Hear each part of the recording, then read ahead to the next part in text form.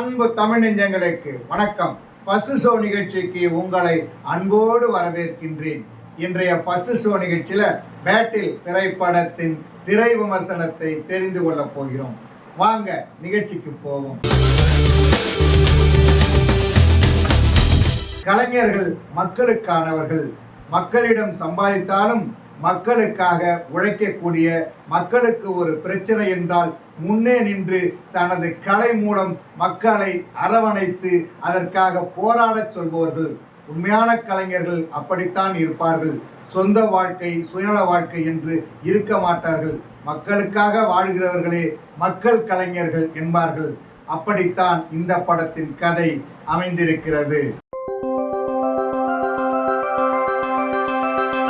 இந்த படத்தின் நாயகன் ராப்பர் மணி, அதாவது அர்ஜுன் பிரபாகரன். சின்ன வயசுல இவருக்கு பேச தெரியாது, பழக தெரியாது, பயந்து பயந்து ஒதுங்குவாரு. ஆனா அவங்க அப்பா விடமாட்டாரு. பையன் பேசணும் அப்படின்னு ரொம்ப வேதனைப்படுவாரு, முயற்சி பண்ணுவாரு. பெரியவனான பிறகு இவர் பாடுவாரு. இவர் பாடுறதை கேட்டா மக்கள் எல்லாம் ரொம்ப சந்தோஷப்படுவாங்க. மக்களுடைய வாழ்க்கையிலிருந்து பாடல்களை புனைந்து பாடக்கூடிய ஆற்றல் உள்ளவராக இருப்பார். அவரது திறமையை அறிந்து கொண்ட ஒரு ஆல்பம் வெளியிடும் நிறுவனம் அவரது பாடல்களை வெளியிட்டு பெரும் புகழ் சேர்க்கிறது. பாடகராக பெரும் புகழும் நல்ல வாழ்க்கையும் கதாநாயகனுக்கு கிடைத்தாலும் அதற்கெல்லாம் காரணமாக இருந்தவர், தன்னை உற்சாகப்படுத்தியவர் கதாநாயகி மதிதான் என்று அவருக்கு தெரியும்.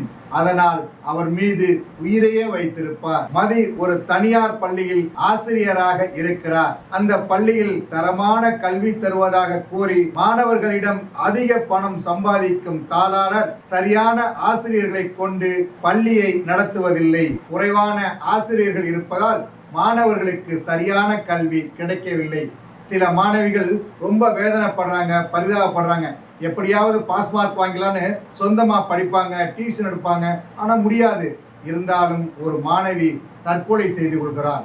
ஒவ்வொரு மாணவரும் மாணவியும் இந்த மாதிரி தற்கொலை எண்ணத்திற்கு சென்றால் நாம் என்ன சம்பளத்துக்கு மட்டுமா வேலை செய்கிறோம் என்று பொங்கி எழுகிறார் ஆசிரியை மதி. மற்ற ஆசிரியைகளையும் இணைத்து பிரச்சனையை பெற்றோரிடம் கொண்டு செல்கிறார். பள்ளிக்கூடத்திற்கும் பெற்றோருக்கும் இடையே பிரச்சனையை பெரிதாக உருவாக்கி இருக்கிறார் ஆசிரியை மதி என்று தாளாளர் சுப்பிரமணியம் சிவாவுக்கு தெரிய வருகிறது.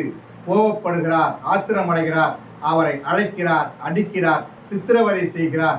இந்த நேரத்தில் கதாநாயகன், அதாவது காதலன் ராப்பர் மணி மதியை பார்க்க பள்ளிக்கு வருகிறார். தன்னுடைய காதலிக்கு ஒரு பிரச்சனை என்றதும் சும்மா விடுவாரா? பொங்கி எழுவார். அவரை தடுக்க வந்த பாதுகாவலர்களை அடித்து நொறுக்குகிறார். பள்ளியின் தாளாளரையும் தாக்குகிறார். காதலியை காப்பாற்றி அவருக்கு ஆறுதல் சொல்கிறார் கதாநாயகன் ராப்பர் மணி. இந்த நேரத்தில் அவர்கள் எதிர்பாராத விதமாக அவர்கள் மீது காரை ஊற்றி ஏற்றி கொலை செய்ய முயற்சிக்கிறார் தாளாளர் சுப்பிரமணியம் சிவா. இருவருக்கும் பெரிய காயம். மருத்துவமனையில் அனுமதிக்கப்படுகிறார்கள். உயிருக்கு போராடும் ராப்பர் மணி பிழைத்தாரா? நாயகியின் நிலை என்னவாகிறது? மாணவர்களின் எதிர்காலம் என்ன ஆகிறது? தாளாளருக்கு என்ன தண்டனை கிடைக்கிறது? உட்பட பல கேள்விகளுக்கு மீதி படம் பதில் சொல்கிறது. இந்த படத்தில் கதாநாயகனாக ராப்பர் மணி என்கிற கதாபாத்திரத்தில் அர்ஜுன் பிரபாகரன் நடித்திருக்கிறார். ஒரு புதுமுகம் தான் இவரு. ஆனா புதுமுகம் என்று தெரியாத அளவுக்கு சிறப்பான நடிப்பை வெளிப்படுத்தியிருக்கிறார். அதே மாதிரி ஆக்ஷன் காட்சிகளிலும் அதிர வைக்கிறார். அக்ரிமெண்ட் போட்டவருக்காக உழைப்பதா, கதாநாயகிக்காக முன் நிற்பதா என்று அவர் இரு பக்கமும் மாட்டிக்கொண்டு வேதனைப்படுகின்ற இடங்களில் மிக சிறப்பான நடிப்பை வழங்கியிருக்கிறார். கதாநாயகியாக மதி என்கிற பாத்திரத்தில் ஆராத்யா நடித்திருக்கிறார். திறமை உள்ளவனை தட்டி கொடுக்கணும், அவன் உயர்வதற்கு உதவியாக இருக்கணும், அப்படி ஒரு பாத்திரம். அது மிக சிறப்பாக நடித்திருக்கிறார். அதே போல படிக்கின்ற மாணவிக்கு உதவியாக இருக்கணும். அவளுக்கு ஒரு பிரச்சனை வந்தா ஓடி ஒளியக்கூடாது, முன்ன நின்று போராடணும், துணிஞ்சு நிற்கணும்.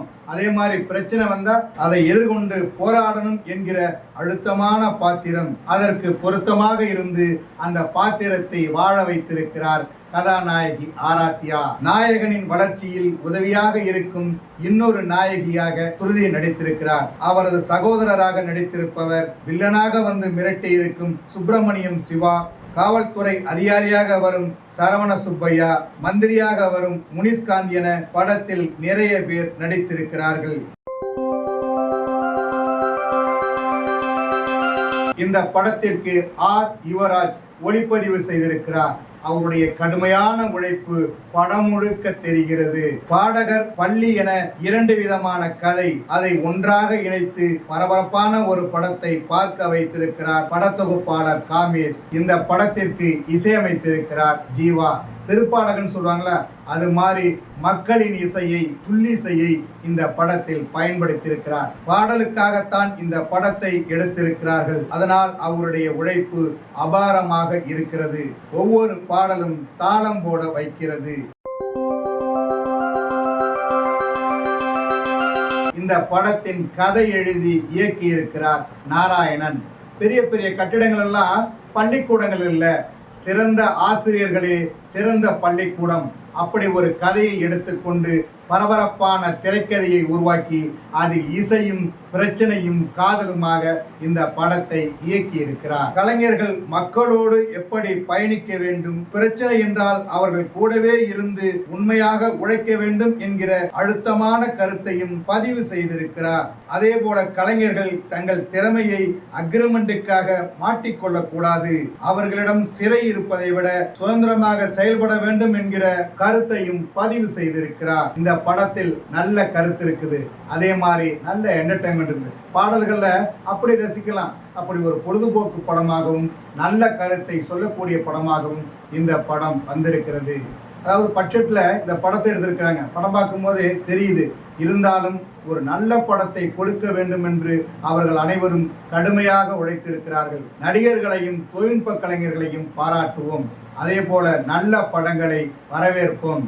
என்ன நேயர்களே, பேட்டில் திரைப்படத்தின் திரை விமர்சனத்தை தெரிந்து கொண்டீர்களா? சரி, தமிழ் வலைக்காட்சியை தொடர்ந்து பாருங்கள். தமிழ் வலைக்காட்சியை லைக் பண்ணுங்க, ஷேர் பண்ணுங்க, கமெண்ட் பண்ணுங்க, சப்ஸ்கிரைப் பண்ணுங்க. தமிழ் வலைக்காட்சியின் புதிய அப்டேட்டுகள் உடனுக்குடன் உங்களுக்கு தெரிய வர அருகில் உள்ள பெல் பட்டனை மறக்காமல் அமுக்குங்க. கலை, இலக்கியம் யாவும் மக்களுக்கு.